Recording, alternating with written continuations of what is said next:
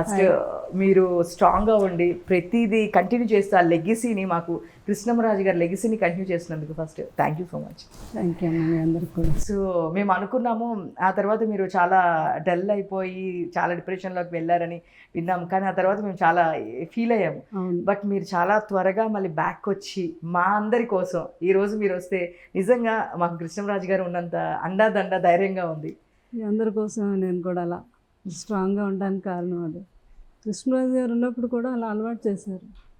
దేనికి కూడా కృంగిపోకూడదు, చాలా స్ట్రాంగ్గా ఉండాలి. అంటే కృష్ణరాజు గారు ఏంటంటే ఆయన కోసం అని కాకుండా ఆయన జీవించిన అన్ని రోజులు కూడా అందరి కోసం అన్నమాట.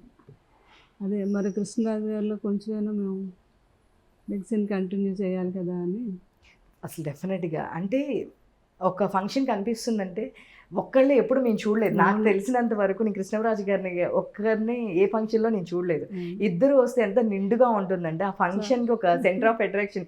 చాలా మంది అయితే మీ శారీస్ కాస్ట్యూమ్స్ కోసం చూసేవాళ్ళు కూడా చాలా మంది ఉన్నారు.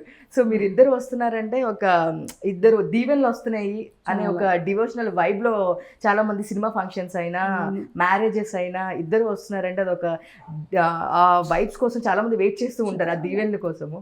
అందరూ కూడా ఆది దంపతులు వచ్చేవారు అనేవారు. అమ్మ ఇద్దరు పార్వతీ పరమేశ్వర్లో ఉన్నారు.